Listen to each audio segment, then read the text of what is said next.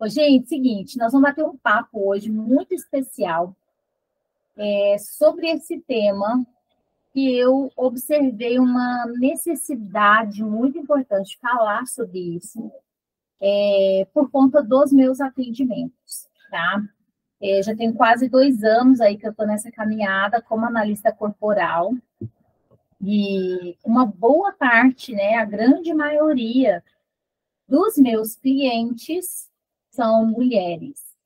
E eu comecei a observar um padrão de comportamento, comecei a observar um perfil de queixas, de problemas, né?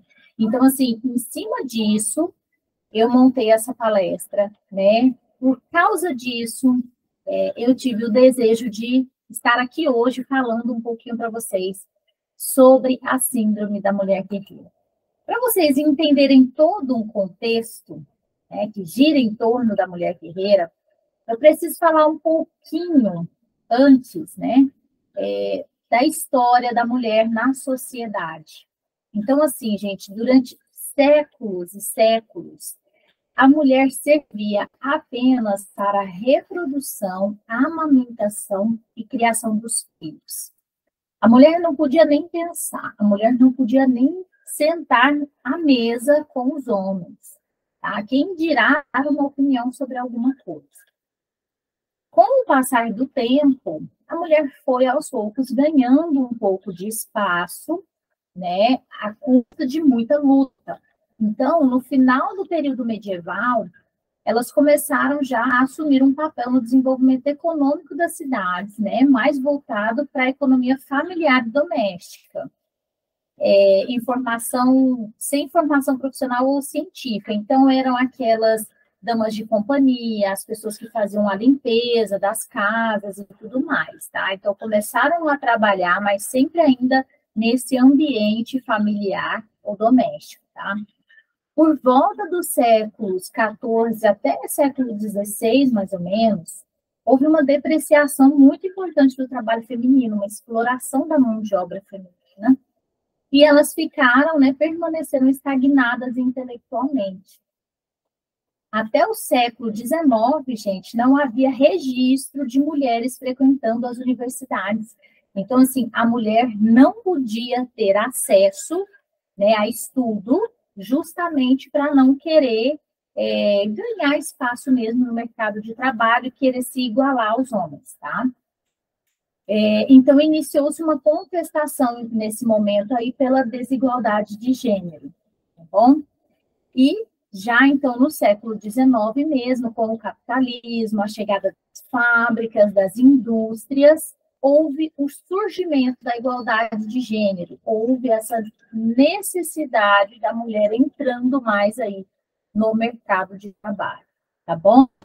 Por volta de 1932, foi instituído o voto brasileiro, o voto feminino aqui no Brasil.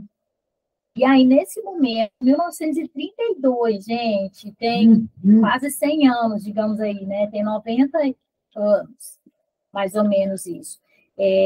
A partir de então, as mulheres podiam votar ou candidatar-se a algum cargo no legislativo ou executivo. Antes disso, jamais a mulher teria essa oportunidade, né? E por volta de 1975 foi oficializado pela ONU o Dia Internacional da Mulher, dia 8 de março, né? Após inúmeros casos, né, de descaso e maltrato às mulheres no ambiente de trabalho. Então, nós temos, historicamente, um relato de diversas situações em países diferentes, né, por conta dos protestos femininos, no ambiente de trabalho, principalmente, né? E aí, o que que tudo isso, o que que toda essa história reflete nas mulheres do século XXI, gente? Nós temos hoje marcas disso, né, que trazem para algumas um feminismo exagerado, distorção de alguns valores, disputa por espaço e valorização. De uma maneira, às vezes, tão, como que eu vou dizer, tão forte, mas tão desnecessária mesmo, que a mulher perde a sua essência e passa a querer entrar nessa disputa acirrada com os homens, querendo ser homem, sendo que, na verdade, a mulher não pode, não deve deixar de ser mulher na sua essência. E, mesmo assim, ter espaço no mercado de trabalho. Então, é aí que está, né, o X da questão. É aí que está o nosso objetivo com relação a todo esse conteúdo, né? Para que vocês consigam encontrar um ponto de equilíbrio nisso. Nós estamos num momento da vida, né, no momento da evolução, que a gente tem que buscar esse ponto de equilíbrio.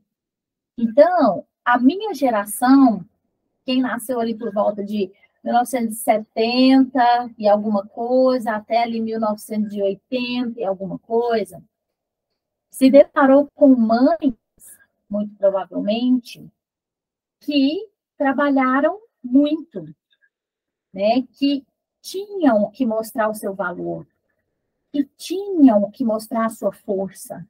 Então, eu venho de uma geração, e muitas de vocês também, que acompanharam as mães nessa luta, onde a mulher tem que se impor, a mulher não pode depender de homem, a mulher não pode se mostrar vulnerável, a mulher tem que conquistar.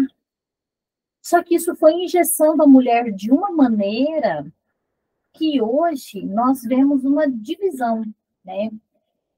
Algumas mulheres buscando isso ainda, incessantemente, de que a mulher se basta, a mulher não precisa de homem, de que a mulher pode tudo, e que homem para quê, né? Enfim, que é um pouco do feminismo exagerado, que eu mencionei anteriormente. E algumas mulheres voltando à essência da mulher, querendo se voltar para a família, querendo se voltar para o cuidado com os filhos, né, acompanhar a educação dos filhos e tudo mais. Então, a gente está vivendo essa divisão agora, né? Só que os dois lados sofrem com isso. Porque as mulheres que estão ali naquela busca, né, por trabalho, muito focadas no sucesso profissional, em se destacarem e tudo mais, e deixam de olhar para o lado da essência da mulher, da maternidade, da fragilidade, da delicadeza, da sutileza da mulher, ela acaba se perdendo em algum momento. E a mulher que se volta para esse comportamento como a mulher tinha antigamente, ela muitas vezes é criticada, ela é julgada, ou ela se cobra, né? Muitas já têm uma formação acadêmica, são profissionais e tudo, mas elas têm o desejo de se voltar para a família, por exemplo. E aí elas sentem o peso dessa decisão. E elas se cobram e elas se julgam por estarem voltadas para a família, né? Por não estarem lá no mercado de trabalho, por não estarem atuando na sua formação e tudo mais, né? Então, assim, a gente precisa ter muita clareza de todo esse contexto e a gente precisa, acima de tudo, ter um olhar muito claro para dentro da gente, para que a gente possa escolher o que é melhor para nós, né? Para cada uma, talvez vai ser uma escolha diferente, né? Ou para cada uma, isso vai ter uma dinâmica diferente, um funcionamento diferente. E para que a gente possa fazer escolhas mais saudáveis para a gente precisa ter esse conhecimento, tá? Então, como o tema da palestra de hoje, né, é a síndrome da mulher guerreira, é aqui te perguntar o que vem a ser, então, uma mulher guerreira. Muitas aqui devem estar se questionando sobre isso, ou quando viram o nome da palestra, ficaram em dúvida aí, o que é ser uma mulher guerreira? Então, eu vou exemplificar aqui para vocês, ainda bem que a gente tem o grupo e a gente vai entendendo, né? Se cair de novo, a gente faz outro link, nós não vamos parar por causa disso, não, né? É muita força das mulheres, é isso aí, Ana Paula. Não vai ser uma internetzinha que vai derrubar a gente, não, né?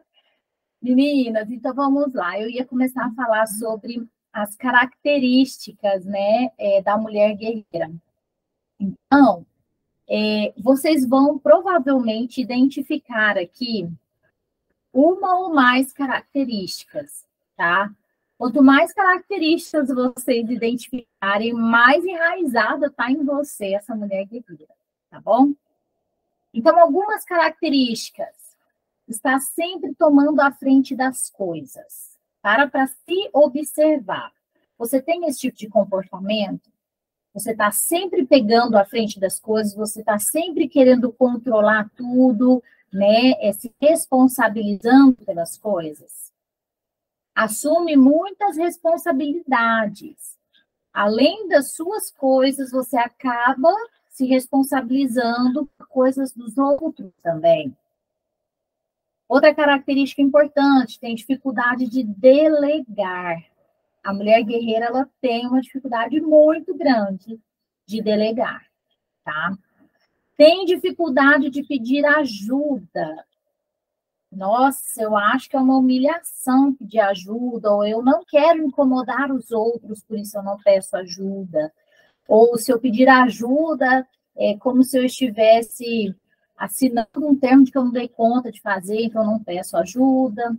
Enfim, tem dificuldade de pedir ajuda. Adora cuidar dos outros ou ajudar os outros. Está sempre pronta para ajudar e pronta para cuidar dos outros. Mas aí a gente volta lá atrás, não se permite ser cuidada e não consegue receber ajuda.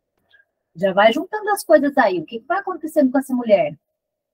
Ela vai se sobrecarregando, né? É super exigente, principalmente consigo mesma. Então, é uma autoexigência acima da média. E tem uma autocobrança e uma autodesvalorização também, tá bom? No sentido que parece que nunca está bom o suficiente. Ou ela sempre acha que ela poderia ter feito mais, ou poderia ter feito melhor, ou que ela não fez tão bem quanto alguém, daí começa a se desvalorizar e começa a ficar se cobrando. Como é ouvir isso daqui para vocês? Vocês estão se identificando aí em algum desses pontos? Vocês apresentam algumas dessas características? Já vou compartilhar um pouquinho da minha vida com vocês. E vocês vão entender por que também eu decidi falar sobre isso. Tá? Agora vamos a alguns sinais e sintomas da mulher guerreira. Gente, aqui vocês provavelmente também vão se identificar com um ou mais desses pontos que eu trouxe. Tá? Primeira coisa, está sempre cansada e esgotada. Você tem essa sensação que você está esgotada, extremamente cansada? Todos os dias, chega ao final do dia, você está só o bagaço da laranja. Ou, às vezes, já acorda cansada de tanto que você vem arrastando tudo isso. Sente-se sobrecarregada. Outro ponto muito importante. Esquece-se das coisas facilmente. E por que que esquece, gente? A idade está ficando esquecida. Não é isso, não. Você está com tanta coisa na cabeça, tanta responsabilidade que você assumiu, tanta coisa para você resolver, tantas coisas para você executar, e chega uma hora que o negócio dá um tilt. E você começa, de fato, a esquecer as coisas. Tá? Principalmente as coisas mais rotineiras. Tá? Irritabilidade constante. Isso também é muito frequente na mulher guerreira. Por quê? Vem junto com a oscilação do humor. E aí você explode facilmente, muitas vezes acaba descontando nas pessoas mais próximas. Quem tem filho, às vezes acaba descontando na criança, sem perceber. É a hora que você não tem paciência para dar atenção para o seu filho, porque você já está tão cheio de outras coisas, e a criança vem exigindo uma atenção, né? Ela o espaço dela ali, ela quer ser vista, ela quer, né, se sentir acolhida, e você já está tão esgotada que você não tem nem paciência, nem energia para dar atenção para essa criança. E aí você explode, ou você se irrita, né? E muitas vezes sente-se sozinha e abandonada. Como é ouvir tudo isso, gente? Me conta aqui no chat um pouquinho, para eu saber se está fazendo sentido para vocês tudo isso que eu estou falando, ou se isso é coisa da minha cabeça. Me conta aqui. Vocês se identificaram com algum desses pontos? Forte, né, gente? Muitas pessoas nunca pararam para observar isso, mas esses sinais e sintomas fazem parte constante da vida de muitas de vocês. E vocês nunca se deram conta disso, né? Verdade. É. Eu todinha. É bem assim. Muito bem, meninas. E o que isso tudo vai acarretar na nossa vida? Que impacto isso vai trazer para a nossa vida? Primeiro aspecto, saúde. É muito comum, como eu disse para vocês, eu trouxe esse tema porque eu vi isso acontecer nos meus atendimentos com as minhas clientes, tá? E eu vi isso acontecer na minha vida também, vou contar um pouquinho para vocês daqui a pouco. Com relação à saúde, gente, é muito frequente uma mulher guerreira estar acima do peso. Agora vai doer na alma aqui de algumas. Muitas travaram uma guerra contra a balança, que sem saber, né, sem entender, inconscientemente se colocaram num papel de mulher guerreira e estão suportando tanto, que o seu corpo acaba refletindo o que está ali na sua mente e nas suas emoções. Então, o ganho de peso para muitas mulheres vem como reflexo da mulher guerreira. E isso afeta a nossa saúde, com certeza. A nossa disposição já não é a mesma. Isso pode acarretar realmente problemas de saúde, como pressão alta, dependendo do nível, dependendo do tempo que você está nessa situação, né? Obesidade, sobrepeso, diabetes, entre outras coisas, certo? Isso pode trazer um impacto importante também nos nossos relacionamentos. Conflito entre o casal, problemas de relacionamento com familiares, tá? Seja para o lado, como que eu vou dizer assim? Para o lado over, né? No sentido de dependência emocional, e ali você se envolve com os problemas de todo mundo, ou seja, no sentido de você até querer uma ruptura, por já não conseguir lidar com aquela situação. Então, começa a ter conflito de relacionamento. Com relação ao relacionamento, tem mulher guerreira, gente, que não consegue encontrar um par, não consegue casar, encontrar, ter um relacionamento saudável, né? Ter um relacionamento estável, por não conseguir se entregar. A questão da mulher guerreira é de que a mulher pode dar conta de tudo sozinha, que a mulher não precisa de homem, que a mulher tem que se bastar e tudo mais, fica tão enraizada na cabeça de algumas que elas acham que homem nenhum é páreo para elas, ou que elas têm que se virar sozinha mesmo e depender de homem para quê, e que homem não presta mesmo. Mas nós vamos entender o contexto disso tudo, tá? Nesse aspecto especificamente, gente, o que aconteceu? Eu não contei a historinha para vocês, a gente veio construindo isso, a mulher ganhando espaço na sociedade, e algumas assumiram esse papel de mulher guerreira, dominando tudo. E o que alguns homens fazem diante disso? Uns se acomodam, E aí, olha que a mulher está dando conta de tudo mesmo, e eles ficam lá acomodados. Outros acabam querendo brigar e competir pau a pau com a mulher mesmo, dá conflito também no relacionamento. E outros entram em crise, começam a se diminuir e achar que eles não dão conta de nada, não, porque a mulher é muito bem resolvida e tudo e tal. Então, de qualquer forma, dá conflito no relacionamento também. Realização pessoal. Muitas mulheres guerreiras estão tão envolvidas com os outros, ou estão tão preocupadas em resolver uma parte específica da sua vida, que acabam se abandonando, tá? E aí é a hora que eu paro e pergunto para uma guerreira: qual é o seu sonho? Qual é o seu hobby? O que você gosta de fazer? Tem gente que nem sabe responder.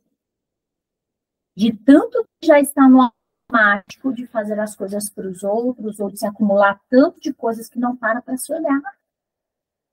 E aí vive uma vida sem ter realização pessoal. Nossa, parece que eu não fiz nada para mim, aquela sensação de vazio vai tomando conta. Por quê? Muitas vezes, por medo de ser abandonada pelas pessoas que a gente ama, a gente acaba abraçando o mundo, querendo resolver tudo para todo mundo, e automaticamente a gente está se abandonando nesse momento. Olha que louco, gente. Muito louco. Então, talvez você é a pessoa que está se abandonando. E aí você não consegue conquistar nada para você, porque você não está olhando para você, você está olhando para todo mundo, menos para você. E aqui vem junto a realização profissional. Algumas não conseguem essa realização profissional por causa disso também, por não conseguir olhar para si. Tudo vira uma desculpa, né?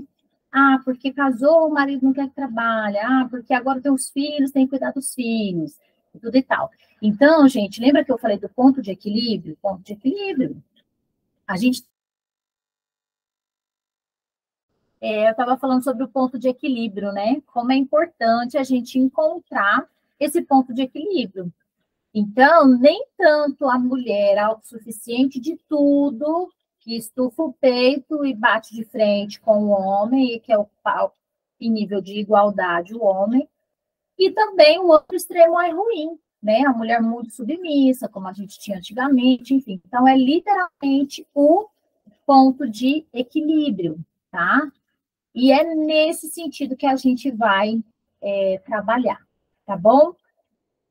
E, gente, eu quero compartilhar com vocês. Ei, Sabrina, que bom que você está aí também, minha irmã.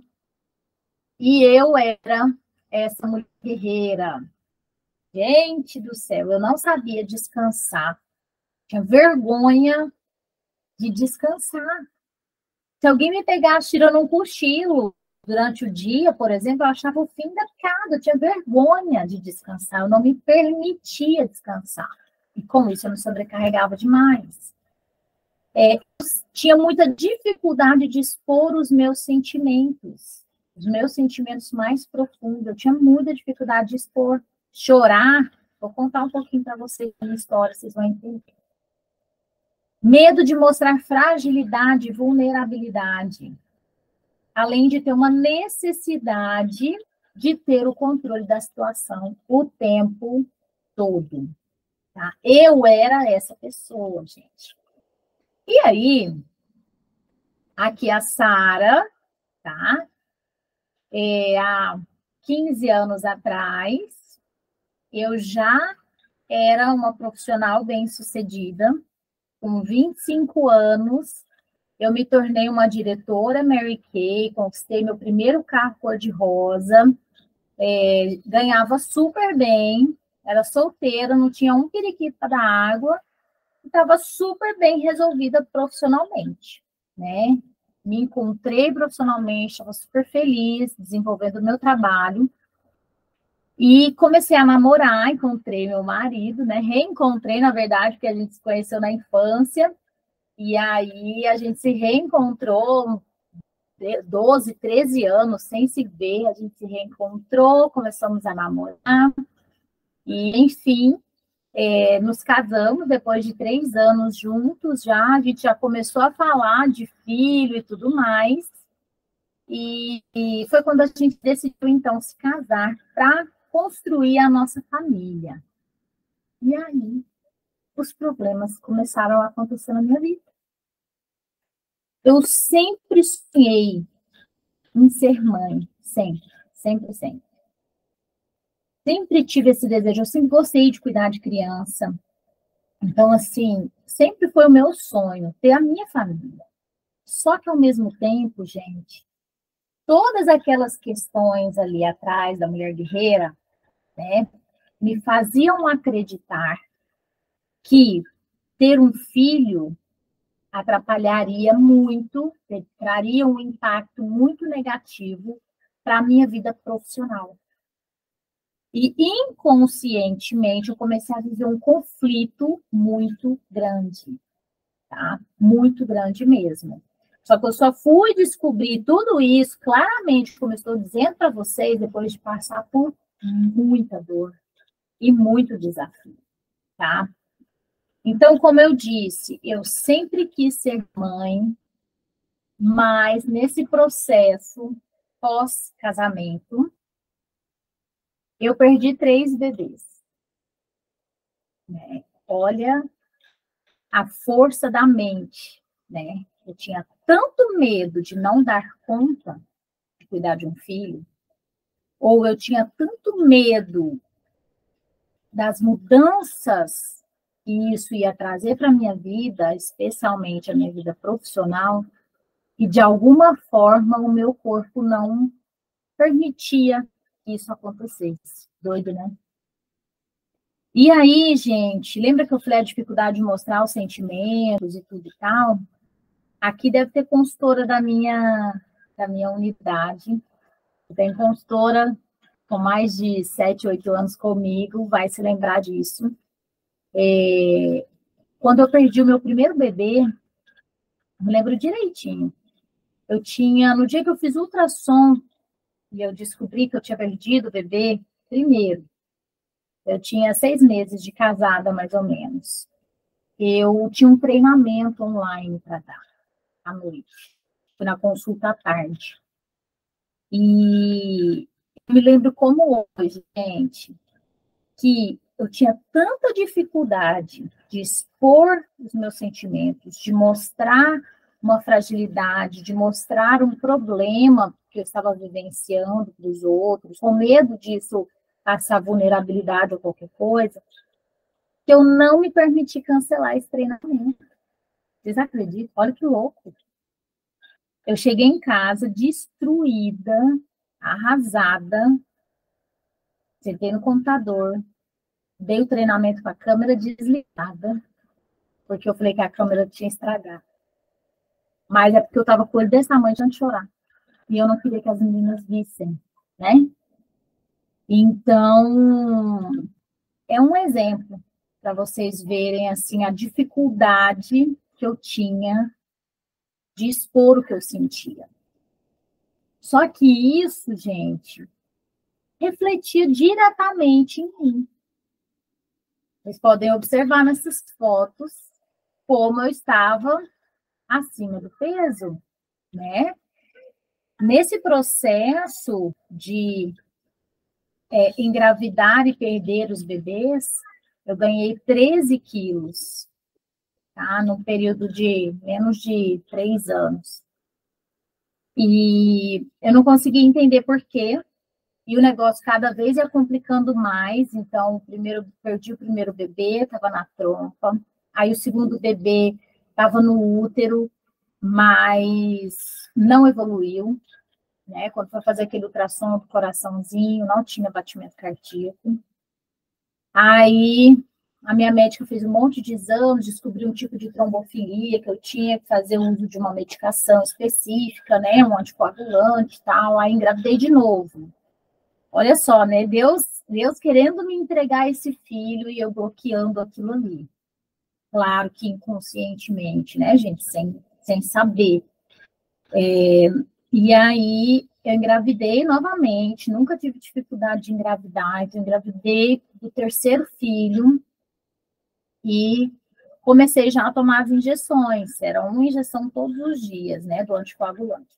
E aí a minha médica falou, vamos esperar um pouquinho para fazer ultrassom, para a gente ter certeza, né, que já está no tempo certo de ouvir o coraçãozinho, para não ficar criando expectativa. Então, eu sei que depois que eu descobri que eu estava grávida, eu tomei o remédio por 2 semanas ainda, para daí a gente fazer o ultrassom e tal. Aí, fui fazer o ultrassom, estava na pronta, igual o primeiro bebê. Só que aí eu virei uma bomba relógio, porque como eu estava tomando a medicação, o bebezinho estava, o embriãozinho estava se desenvolvendo, ele estava crescendo na minha trompa. E a minha trompa podia romper a qualquer momento, dar uma hemorragia interna, enfim, super complicado. Então, eu lembro como se fosse hoje também, né? Era dia 24 de dezembro, estava eu e meu marido entrando para o centro cirúrgico para eu fazer a cirurgia, tive que tirar uma trompa, a trompa que estava com o bebezinho, e correndo o risco de perder o útero, porque estava na trompa tão pertinho do útero que o médico, ele mostrou o exame, primeiro ele me mandou para Belo Horizonte, ele falou, não, vai para Belo Horizonte, lá tem um colega meu, especialista, ele vai fazer essa cirurgia aqui. Olhei para ele, a minha médica estava grávida de 7 meses, então eu não podia fazer minha cirurgia. Eu tive que fazer a cirurgia com o médico que estava de plantão no hospital naquele dia, e era 24 de dezembro, já tinha 15 dias que a gente estava acompanhando, e só estava aumentando o negócio, não estava diminuindo, enfim, teve que fazer a cirurgia. E aí, ele não queria me operar, ele falou assim, não, você não tem filho, e essa cirurgia é super arriscada, você corre o risco de perder o seu útero. Se der uma hemorragia, a gente não conseguir conter, a gente tem que tirar o útero. Gente, pensa o que é abrir o chão, enfiar lá dentro. Era eu e meu marido, véspera de Natal. Aí ele viu o nosso desespero, eu falei, doutor, como que nós vamos pegar um avião para ir para Belo Horizonte? Eu moro em Rondonópolis, Mato Grosso. Alô, dia 24 de dezembro, não tem nem voo, né? E aí ele viu a situação toda, ele falou, não, calma. Aí me internou, foi avaliar, ligou com um monte de gente, enfim, descobriu o meu caso, tá? Umas 2 horas depois ele voltou lá no quarto e falou, tá bom, eu vou te operar. E colocou na mesa todos os prós e contras e tudo, enfim. E aí, assim, eu entrei no centro cirúrgico. Olha que delícia, gente. Correndo o risco de sair de lá sem útero e não poder ser mãe, né? Para vocês verem o nível do meu estresse, da minha ansiedade, eu tomei 3 anestesia hack, daquela da coluna. 3, porque eu não pegava anestesia. Eles me deram uma anestesia, aí o médico falava, mexe a perna. Eu, tá, a perna lá em cima. E o medo deles me cortarem e eu estar sentindo dor. Aí, não, vamos dar outra. Tá como essa anestesia? Aí me deram outra anestesia. E eles vão subindo na coluna, né? Não pode dar no mesmo lugar. Gente, eu sei que na terceira, aí a minha médica chegou para acompanhar a cirurgia, como ela estava grávida, ela não podia fazer, mas ela ficaria ali comigo para me acompanhar. E aí, então, ela pegou e falou para a anestesista, ela falou, pode sedar ela, porque não vai pegar a anestesia. Gente, eles tiveram que me sedar e dar a anestesia na coluna, a terceira. Quando eu acordei, que tinha terminado a cirurgia, parecia que meu marido tem 1,90 m, parecia que ele estava deitado aqui no meu peito, assim, tanto que eu não conseguia respirar. Porque foi anestesiando tanto que estava anestesiado até meu peito, assim, ó, dos músculos da respiração. De tão tensa que eu estava com toda aquela história. E aí passa o mundo na cabeça, né? Que eu não vou conseguir ser mãe e tudo, mas graças a Deus a cirurgia foi perfeita. O médico foi crânio, né? Ele tinha 3 milímetros para passar o bisturi, ele deu conta de passar certinho, graças a Deus, meu útero intacto aqui. E assim eu passei o meu Natal de 2015. Tá?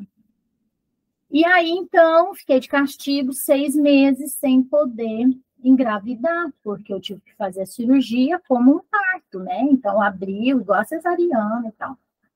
E aí, fiquei esse tempo todo sem poder engravidar. Quando, no meio do ano, como foi dezembro, né, janeiro ali, no meio do ano a minha médica me liberou. comecinho de junho, mais ou menos, ela me liberou para poder voltar a tentar engravidar agora com uma trompa apenas e com a trombofilia, né? Que aí eu tinha que tomar o anticoagulante a gestação inteira. Amém, Senhor, vai dar tudo certo. E eu engravidei no mesmo mês. No mesmo mês que ela me liberou, eu engravidei. E aí, aquele medo, né? Simplesmente todas as minhas consultas de pré-natal, a minha pressão dava lá em cima, nas alturas, né? De tanta ansiedade, de tanta preocupação, né? De tanto medo das coisas não darem certo, enfim. Mas levei uma gravidez saudável, fiz atividade física, né? Durante toda a gestação. Ganhei pouco peso durante a gestação, que era um medo muito grande que eu tinha, né, de ganhar muito peso, mas eu ganhei só 10 quilos e continuei me cuidando e tudo. Só que aí, gente, a Cecília, que é minha primeira filha, né, estava prevista para 10 de março, só 9 de março. E simplesmente, no dia 28 de janeiro, eu estava entrando na 34ª semana, eu acordei de madrugada com a bolsa rompida. E aí foi aquele desespero, né? 34 semanas, entrando, né, na 34ª semana, bolsa rompida, vamos ver o que vai fazer, bora para o hospital, e não teve jeito, tivemos que fazer a cesariana da Cecília. Então, aqui eu grávida da Cecília, e aqui ela na UTI neonatal, né? Inclusive, não sei se a Valéria está aqui ao vivo, está lá no grupo, né? Valéria me deu uma mãozona, né? Foi uma preciosa lá comigo na UTI neonatal, nos cuidados com a Cecília. É o coração da gente batendo fora do peito, né? Eu me emociono toda vez que eu me lembro disso. O pior dia da minha vida foi o dia que eu recebi alta, depois do parto. Porque eu vim embora para casa de braço vazio. Então, aquela sensação de novo de estar de braço vazio, né? Mas ela estava lá. E era, né, por isso que a gente devia lutar. Então, assim, foram 8 dias que pareceram 8 meses de tão intensos, né? Ela teve que fazer um ciclo de antibiótico, por isso que ela foi internada, depois estava tudo certo, enfim, ela teve só um leve desconforto respiratório no primeiro dia e tudo, mas foi bem tranquilo, e ela teve que ficar lá por conta desse antibiótico, mas ela foi, por exemplo, mamar, ela já tinha 4 dias de vida, então era toda uma rotina, né, de chegar, ir para o banco de leite, tirar leite para deixar para eles darem na madrugada para ela. E ali eu chegava às 8 da manhã na Santa Casa, aí eu dava mamada às 9, dava mamada ao meio-dia, aí às vezes eu vinha em casa almoçar e voltava para o mamada às 3 da tarde, aí ficava lá, mamada às 3, 6, 9 e meia-noite. Aí depois da mamada da meia-noite eu vinha embora para casa, dormir, e meu marido. Ele ficava lá comigo. Aí a mamada de 3 da madrugada e 6 da manhã, eles davam o meu leite que eu tinha tirado já e deixado lá no banco. Então, assim foi, gente, uma semana, praticamente, essa rotininha básica. Mas aí, graças a Deus, ela recebeu alta, veio para casa. E virou essa fofura, né? Gente, vocês pensarem naquele meu bebê da estrela, que é da década de 90 aí, da década de 80, vai lembrar que daquela boneca, meu bebê da estrela, era a própria Cecília, né? Uma fofucha gostosa, linda, super saudável, né? Graças a Deus, correu tudo bem. A gente passa cada situação, né? E assim, a chegada dela, de fato, revirou a minha vida, né? A chegada de um filho, ela bagunça a vida da gente mesmo, né? Bagunça as nossas emoções, Enfim, não tem como a gente voltar a ser o que a gente era. Eu vejo muita mulher falando, ai, tipo assim, nossa, quando passar, eu vou voltar, não sei o que, a ser como eu era, alguma coisa. Não tem como, gente. Depois que você tem um pedaço de você, né, fora de você, não tem como mais você voltar a ser alguém que você era antes, sem a responsabilidade de fato, né, de alguém que depende exclusivamente de você, sem esse amor que envolve a gente, né? Enfim, não tem como. Muda tudo mesmo. Então, foi uma fase de ressignificar muita coisa na minha vida. Eu, principalmente por ter passado tantos desafios para chegar, né, ao ponto de ter minha filha nos braços, eu me permiti desacelerar. Então, o primeiro ano de vida dela, eu fiquei por conta dela. Trabalhei sim, mas sabe assim, um carro descendo a ladeira que você põe no ponto morto e deixa ele ir? Foi assim, tá? Eu fui levando o trabalho do jeito que dava, porque a minha prioridade naquele momento era a minha filha e eu me permiti fazer isso. Isso para mim já foi uma libertação enorme, porque eu me cobrava tanto de que eu tinha que produzir, né, de que eu tinha que ganhar dinheiro, de que eu tinha que ter reconhecimentos. Aquela fase aqui, ó, eu estava na luta para ter o bebê e tal, trabalhava tanto, gente, eu trabalhava tanto que foi a fase que eu mais conquistei as coisas dentro do meu negócio. Requalifiquei carro cor-de-rosa, conquistei 2, 3 viagens internacionais pela Mary Kay, que é o desafio topo, né, do negócio. Então, assim, foi uma... Até que parte que vocês me ouviram, gente? Parte de ressignificar, né? Então, assim, eu me permiti ser mãe com a chegada da Cecília, né? Depois de tudo que eu passei, e isso foi maravilhoso para mim. E foi uma libertação ao mesmo tempo, né? Eu sempre me cobrei muito da entrega que eu queria fazer, que eu precisava fazer, o retorno financeiro que eu queria ter, né? As conquistas que eu queria realizar e tudo. Então, esse um ano aí que eu tirei para mim, para a maternidade, né? Me fizeram muito bem. E me fizeram, de fato, ressignificar muita coisa, né? E aí, depois da Cecília, resolvemos aumentar a família e então estávamos à espera do Isaac. E, de fato, uma mulher guerreira já estava sendo lapidada nesse momento. Por quê, gente? Lembra que eu falei do ponto de equilíbrio? A gente não precisa deixar de fazer as nossas coisas, ter as nossas conquistas profissionais, ter o nosso espaço e tudo mais, e ao mesmo tempo cuidar da nossa família, ter esse olhar, né, para a família, para os filhos e tudo mais. Isso é ser uma mulher guerreira, lapidada, é o equilíbrio que é tão importante, e é o equilíbrio que muitas mulheres não estão conseguindo encontrar sozinhas e ficam muito perdidas, ou nessa guerra com os homens, querendo mostrar sua força, seu poder e seu espaço a todo custo, minando a família, minando um bom relacionamento, ou se entregando totalmente, sem se realizar pessoalmente ou profissionalmente, entende? Então, nenhum extremo nem outro. É o equilíbrio em busca de ser uma mulher guerreira lapidada. E então chegou o Isaac. Então, gente, uma trompa só dá conta, tá? De fazer filho, de fazer filho bonito, modéstia à parte. Que o meu príncipe e minha princesa são um xodózinho.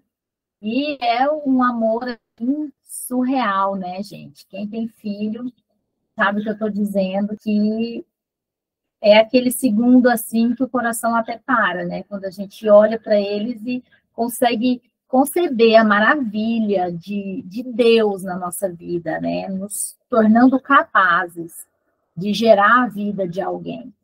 Isso é maravilhoso, né? É surreal. Eu tenho uma consultora muito querida, que sempre que eu estava grávida, ela me acompanhou nas 2 gestações, porque ela é minha consultora bem antiga já, né? Hoje a Cecília está com 6 anos, o Isaac está com 2. E em todas as gestações ela falava, vai devagar, não trabalha tanto, você está fabricando gente. Eu achava tão bonitinha ela falar isso, porque de fato, né, mulheres temos essa capacidade, né, esse superpoder mesmo de fabricar gente. Isso é muito mágico, né? E hoje, então, eu sou uma guerreira lapidada, essa é a minha família, e assim como eu pude me lapidar, vocês também podem. E o meu papel aqui hoje é mostrar a luz no fim do túnel, né? Para que todos aqueles sinais e sintomas de uma guerreira, aquele cansaço extremo, aquela sobrecarga, aquele reflexo já na sua saúde ou nos seus relacionamentos, não precisem existir mais, tá bom? Então, o objetivo dessa palestra, desse encontro hoje, é de que vocês possam tirar um tempo para olhar para vocês. É um olhar para dentro mesmo, para entender quais as suas necessidades, né? O que você gostaria de mudar hoje na sua vida? O que você acha que pode ser ajustado para que você tenha uma melhor qualidade de vida, para que você tenha mais saúde, para que você tenha mais realização pessoal, para que você melhore o seu relacionamento, para que você melhore o seu desempenho profissional, né? Que ajuste você pode fazer para você conquistar tudo isso, toda essa melhora, né? Então,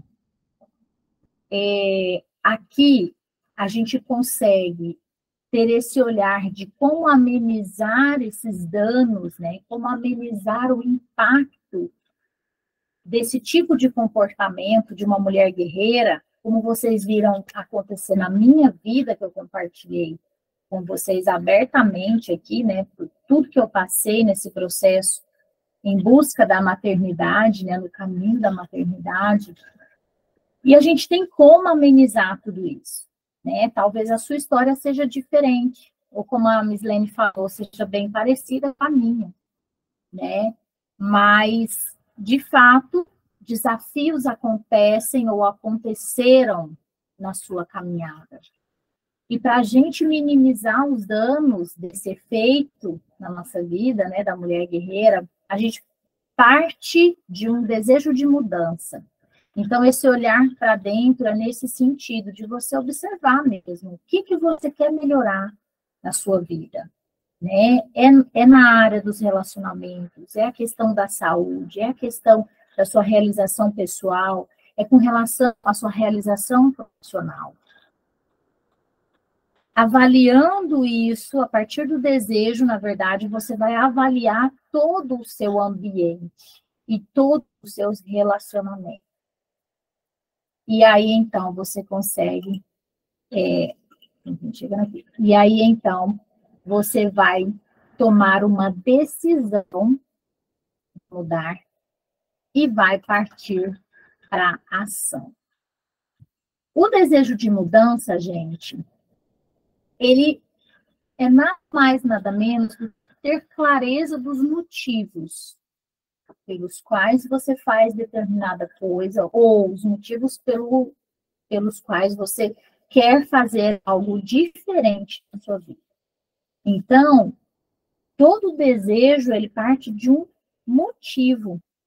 Por que você quer mudar algo em você, ou na sua vida, na sua rotina, com relação à sua saúde, ou com relação aos seus relacionamentos, ou com relação à sua vida profissional? Ah, porque eu sempre quis ter o meu dinheiro, eu sempre quis ser uma profissional bem-sucedida. E hoje eu não consigo olhar para a minha vida profissional. Ah, então o seu motivo é se realizar profissionalmente. Vai ter mulher guerreira aqui que não consegue encontrar um par, ou que é casado, ou tem um relacionamento, mas não consegue se entregar. Mas tem um de mudar isso. Então, ter clareza dos motivos pelos quais você quer essa mudança, tá? E aí, então, depois de desejar mudar, você vai avaliar. Essa parte da avaliação talvez seja a mais desafiadora. Porque quando você começa a avaliar prós e contras da sua decisão que você vai tomar, você recebe muitas interferências. Essas interferências, elas estão diretamente ligadas aos seus relacionamentos. Ou seja, traduzindo, são interferências de pessoas. São interferências externas. É aquilo que alguém vai vir te falar, ou é aquilo que você ouviu a vida inteira. E, é assim mesmo. Não, ter filho é assim mesmo, você larga a sua vida porque você tem filho, né? Ou, casamento é tudo ruim mesmo, depois que chega os filhos, então piora, né? Ou, não, você tem que trabalhar e pôr dinheiro dentro de casa, os filhos se viram, se criam e... talvez falava isso para você. Para sua mãe, seu pai, irmãos, pessoas do seu relacionamento. Ou talvez alguma história que você mesma viveu em outro momento da sua vida. Te reforçam que tá ruim, mas é assim mesmo. Será? Então, eu estou te convidando a avaliar a sua vida. O que não está bom na sua vida hoje. Pode melhorar? Se sim, ok. Na hora que você começar a avaliar tudo, vão vir interferências. Vai vir uma insegurança, medo, culpa, julgamento de alguém, ou lembranças. E aí, a hora que você tem que ser firme e tomar a sua decisão.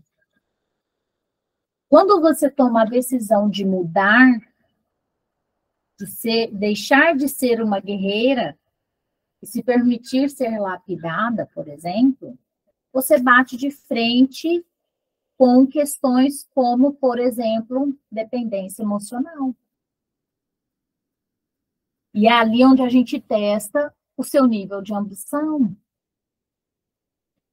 Esses dois pontos, que tem uma ligação direta com a decisão que você vai tomar de mudar, vocês conseguem, gente, descobrir em percentual ao passar pelo processo de análise corporal, tá? Para quem está aqui na reunião e nunca fez a sua análise corporal, na análise corporal, a gente monta o mapa dos caracteres, né, com percentual dos 5 traços de caráter, que todas nós temos em proporções diferentes.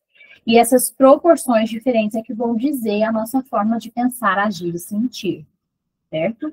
Então, passar pelo processo de análise é a base para a gente conhecer como a sua mente funciona, e a partir dali, como os conflitos que você vivencia hoje começaram a acontecer na sua vida, certo?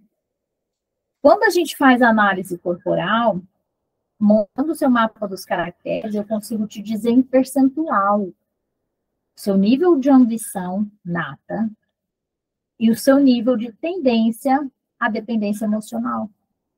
Sabe, o que isso tem a ver? Por que isso é importante?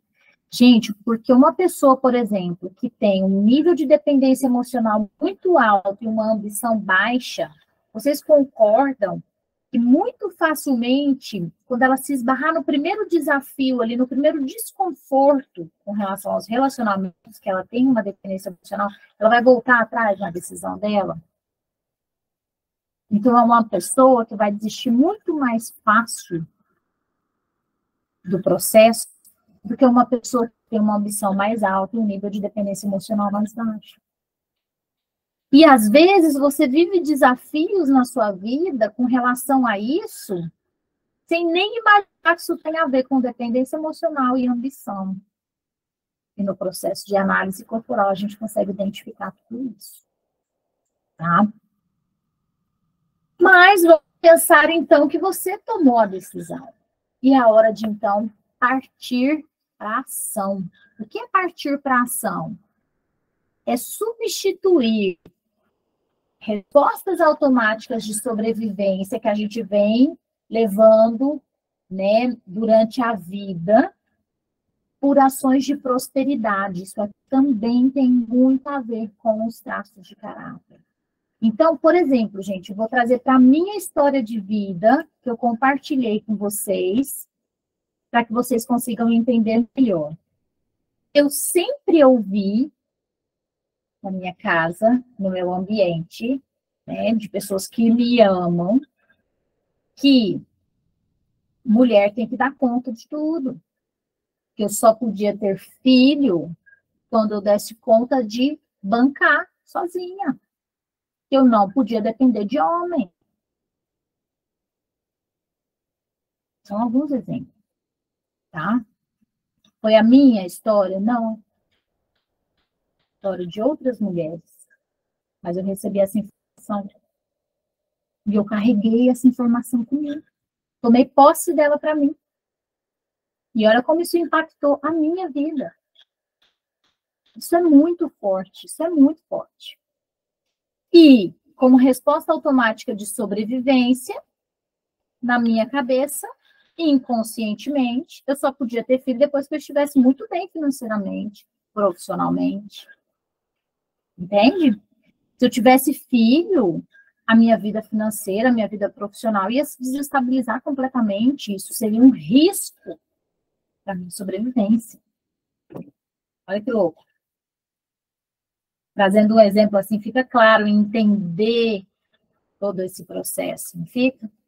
E provavelmente vocês estejam já fazendo conexões com a história de vida de vocês. Né? Então, a gente primeiro tem o desejo de mudar. Aí a gente vai avaliar prós e contras, a gente vai avaliar o nosso ambiente, e aí a gente vai tomar uma decisão e partir para a ação. Durante esse processo, a gente vai se esbarrar em muitos desafios. Muitos desafios. Inclusive, hoje, uma cliente, né, frequentemente, algumas clientes retomam um contato com alguma orientação e tudo. E o que eu vou apresentar para vocês agora, a partir de agora, é justamente porque eu vi a necessidade de acompanhar de perto vocês nesse processo de tomada de decisão e ação. Porque se você tem um nível de dependência emocional alto e você está muito conectada ainda com essas respostas automáticas de sobrevivência, vai ser muito difícil sozinha você virar o jogo. Entendeu?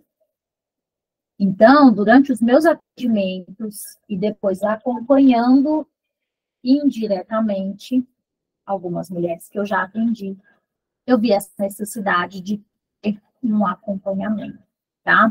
Então, é por isso que eu vou te mostrar agora como que eu posso te ajudar. Primeira coisa, com relação ao desejo de mudança, essa palestra já está servindo como um despertar para vocês. Desejarem mudar e saberem que é possível mudar. E o que está ruim não precisa estar ruim o resto da vida, não. Ah, mas depois de 10 anos de casado, o relacionamento fica ruim mesmo. Será? Ah, depois dos filhos, a vida vira uma loucura mesmo, e a gente meio que se abandona, e é tudo para os filhos. Será? Então, comece a se questionar. E essa palestra certamente já serviu como um alerta para vocês avaliarem a vida de vocês e verem que é possível melhorar qualquer aspecto da sua vida. Seja pessoalmente, seja para a sua saúde, seja para a sua vida profissional, seja para os seus relacionamentos, tá? E aí, com relação à avaliação, decisão e tomada de ação, Vou mostrar agora para vocês como eu vou poder ajudá-las. Gente, por enquanto, alguma dúvida? Vou voltar aqui na apresentação. Estava caindo toda hora, eu acho que por causa do YouTube mesmo, né, gente? Agora não está mais caindo. Ó. Tudo certo, meninas? Certinho? Então tá, então bora continuar. Eu vou falar para vocês de 3 opções, 3 formas de ajudar vocês nessa tomada de decisão e ação, tá? Que vocês vão tomar diante dos desafios aí que vocês já começaram a identificar na vida de vocês. Primeiro, o processo de análise corporal básico. Segunda forma que eu posso ajudar vocês, o processo de análise corporal completo. E a terceira forma que eu posso ajudar vocês através de uma mentoria para mulheres. Gente, isso é inédito. Mentoria exclusiva de acompanhamento para mulheres, lapidando a mulher guerreira. Top, né? Vou explicar para vocês direitinho o que é cada coisa, tá? Tem muita gente aqui na sala que não sabe ainda o que é análise corporal, nunca passou pelo processo, ouviu falar muito superficialmente. Tem aqui cliente que já passou pelo processo, então eu vou explicar detalhadamente para vocês como funciona, tá? O processo de análise corporal básico, ele é composto por atendimento de leitura corporal. É um atendimento, gente, no contexto todo aqui, ó, até esse direcionamento aqui, esses 4 primeiros tópicos, eles compõem esse atendimento inicial, que leva ali em torno de 2 horas, mais ou menos, de atendimento. Em alguns casos, até 3 horas, tá? De atendimento. Então, nesse atendimento principal, eu vou fazer a sua leitura corporal, onde eu vou avaliar 6 partes do seu corpo. É o formato mesmo do corpo, tá? Desenho, formato do corpo e também sensação e expressão. Da cabeça, dos olhos, da boca, do tronco, do quadril e das pernas. Então, fazendo essa leitura corporal, vou pegar todas essas informações e vou colocar lá no gráfico para montar o seu mapa dos caracteres. E ali eu vou ter em percentual quanto você tem de cada um dos 5 traços de caráter. Isso vai me dizer como a sua mente foi programada para funcionar desde a sua infância. E isso já traz muitas respostas para os conflitos que você vivencia hoje, tá? Então, com o mapa dos caracteres em mãos, a gente vai para uma devolutiva geral, onde te explico conflitos que você certamente vivencia no dia a dia, né? Algumas características suas, né? Como superpoderes que você tem, e algumas dores, né? Vamos dizer assim, tá? Porque todo traço de caráter, ele tem a sua dor existencial e ele tem o seu recurso, né? Ele tem o seu superpoder para evitar com que aquela dor se repita na sua vida, certo? Então, você vai conseguir entender o porquê de você fazer determinadas coisas ou o porquê de uma situação acontecer repetidamente na sua vida, tá? Então, é maravilhoso. E ainda você vai poder me trazer 3 conflitos, 3 problemas que você gostaria de entender e de resolver na sua vida. E eu vou te dar um direcionamento para a resolução desses conflitos, com base no seu mapa dos caracteres, tá? Então, um atendimento 100% personalizado, individual, o mesmo problema para uma pessoa, um direcionamento para outra pessoa, é outro direcionamento por conta dos traços de caráter mesmo, tá? Com relação à forma que você é mesmo, sua forma de agir e sentir. Então, você vai resolver o problema de um jeito, outra pessoa com o mesmo problema vai resolver de outro jeito. E eu vou te dar um direcionamento, então, para você, certo? Além disso tudo, nesse atendimento principal, eu vou ainda te mandar um áudio resumo uns 3, 4 dias depois desse atendimento, porque no dia do atendimento eu vou te passar muita informação, isso mexe muito com o emocional, né?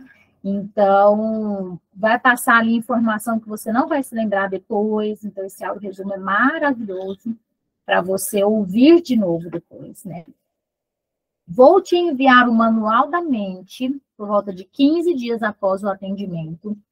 Esse manual da mente é uma novidade, tá? Para quem fez análise comigo já, antes de 2023, não recebeu o manual da mente, tá? Quem fez janeiro, quem fez análise em janeiro também não recebeu o manual da mente, tá? E aí, já já eu vou falar uma diferencinha aqui para vocês. Então, eu vou enviar o manual da mente que, gente, olha aqui o meu, tá impresso. É o seu livro de cabeceira, isso daqui. Fala tudinho. O que você tem que fazer para se manter no recurso? É o beabá de tudo. Que ambientes, que situações que te colocam em conflito e você deve evitar. Que ambientes e que situações te colocam no recurso e você deve explorar. Não, esse manual da mente é maravilhoso. Deve ser seu livro de cabeceira. Tá? A gente deve decorar o manual da mente para a gente saber se colocar no recurso.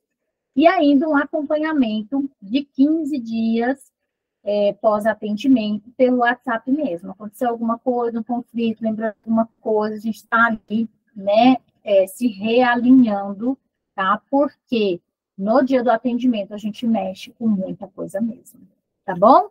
Então, isso tudo aqui é processo de análise básico, tá, gente?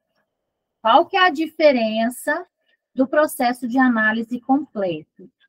Tem tudo que tem no processo de análise básico, mais 3 encontros presenciais comigo, um por semana, onde nós vamos pegar o manual da mente e vamos destrinchá-lo passo a passo, executando todas as ações que estão ali, para que você aprenda a substituir essas respostas automáticas de sobrevivência por ações de prosperidade.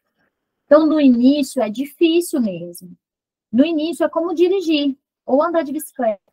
A gente tem que ficar prestando atenção em tudo, tem que parar, analisar cada coisa, pensar o que vai fazer, e dali a pouco fica automático, não fica? Hoje em dia, você já dirige, falando no celular, cantando, fazendo mil e uma coisas, mas quando você foi aprender a dirigir, você não sabia se olhava do pé, para o retrovisor, para o guidão, para a marcha, porque tinha que passar a marcha, né?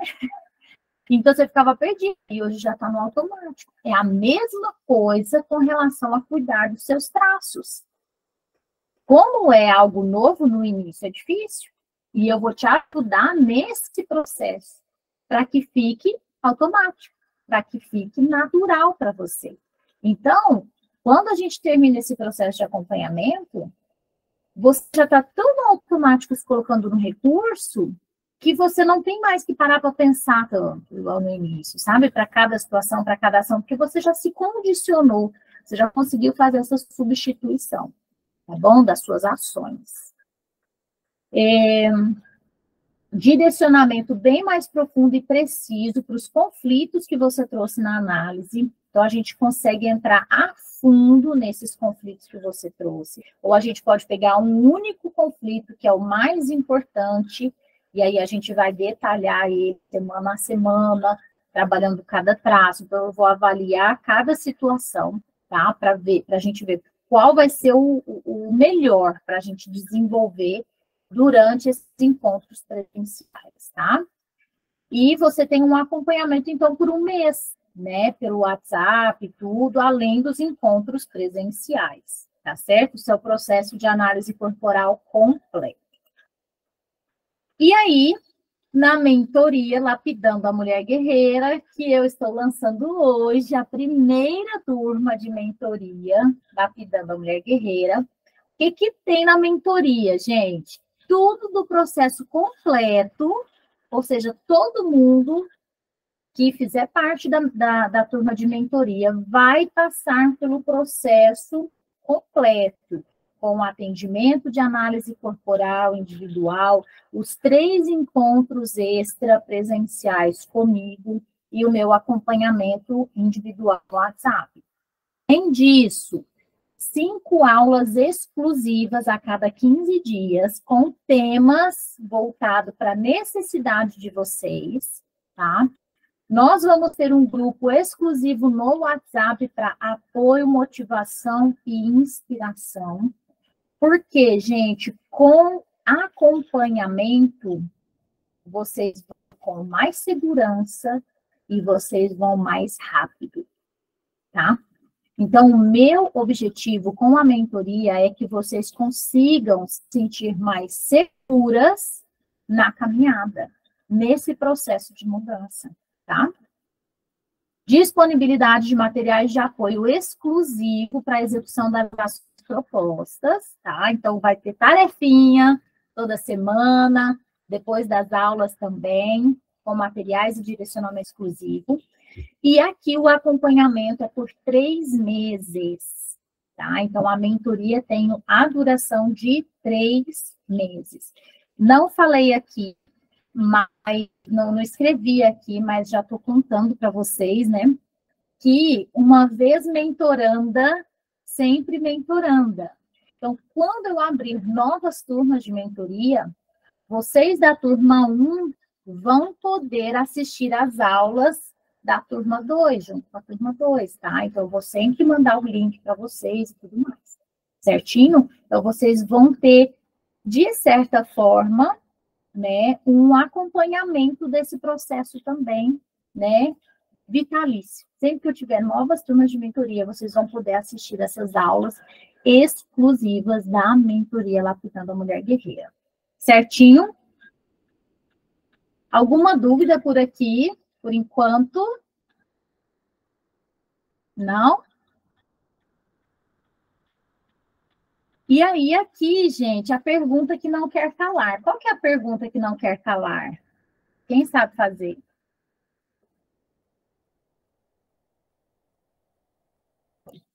Quem vai falar aí a pergunta que não quer calar? Ninguém quer fazer a pergunta, não?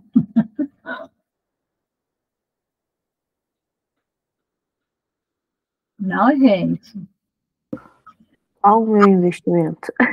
Qual que é o investimento? Essa é a pergunta que não quer calar mesmo, tá? Qual é o investimento? Vou contar para vocês, então, tá? O processo de análise corporal básico tem o valor de R$ 850, tá? Esse valor pode ser parcelado em até 10 vezes no cartão. Tem jurinho lá, mas pode ser parcelado. Tem gente que prefere pagar uma parcela menor, né, por um período maior. Então, esse é o processo de análise básico, que tem o atendimento completão, mais o áudio resumo e o manual da mente, o acompanhamento pelo WhatsApp por 15 dias. Certo? Processo de análise corporal completo. Tem tudo do básico, só que um acompanhamento por 1 mês pelo WhatsApp, 3 encontros presenciais comigo, executando o passo a passo de todas as ações do Manual da Mente. Certinho? E a mentoria, que tem tudo do completo, mais as 5 aulas, o WhatsApp, o acompanhamento por 3 meses, além de materiais exclusivos. Tem o valor de R$ 2.200. Qualquer um desses valores aqui pode ser parcelado em até 12 vezes no cartão, tá? Ou pode ser feito no Pix. E aí, trouxe hoje aqui para vocês uma oportunidade exclusiva para a primeira turma de mentoria, tá? R$ 2.200 por R$ 1.800. É quase o valor do processo completo, certo? Esse valor de 1.800 eu vou segurar somente até o dia 25 de abril, certo? Esse valor pode ser feito no Pix ou em até 12 vezes no cartão. Se preferir, né, assim como os processos de análise, pagar um valor no Pix e um valor no cartão parcelado, pode também, tá? E aqui, quem já é cliente minha, quem já fez a análise comigo, vai ganhar um desconto de R$ 300 ainda em cima desse valor aqui. Então, cai para 1.500. Quem fez a análise comigo este ano, de 2023, que eu já estou cobrando esses valores reajustados, porque antes era mais barato, tá? Então, esse ano eu já subi o preço em janeiro. Então, quem fez de janeiro para cá o processo de análise comigo vai ganhar R$ 500 de desconto. Porque, gente, além do processo de análise estar mais fresquinho, a gente já vai avançar os encontros, né? Você já tem o seu manual da mente, então a gente vai ganhar tempo aqui, tá? E eu vou te dar esse desconto por você já ser cliente e já ter feito, né, no valor desse ano de 2023. Quem fez antes vai ganhar R$ 300 de desconto, porque eu vou ter o gráfico pronto. Então, tendo o gráfico pronto, a gente vai partir ali da devolutiva geral. Então, quem fez antes de 2023, a gente vai fazer todo o processo ainda da devolutiva, do direcionamento para 3 novos conflitos. Então, vocês vão ter a oportunidade de fazer tudo isso de novo. A gente vai aproveitar só o seu gráfico, só a parte da leitura corporal. Então, por isso, você vai ganhar os R$ 300 de desconto. Quem fez a análise esse ano, a gente aproveita não só o gráfico, mas também a parte da devolutiva geral. E a gente já avança dali, por isso que vai um desconto maior. Tá certo? E aí, esse valor, então, pode ser parcelado em até 12 vezes, ou à vista, ou parte à vista, parte parcelado, enfim. Tudo por link de pagamento, tá? No cartão e tudo mais. Certinho? E aí, eu quero te perguntar uma coisa. Você vai ficar aí esperando até quando para olhar para você e para ajustar o que precisa ser ajustado na sua vida para você prosperar? Quando eu falo em prosperar, não é só financeiramente, né? A gente pode prosperar em...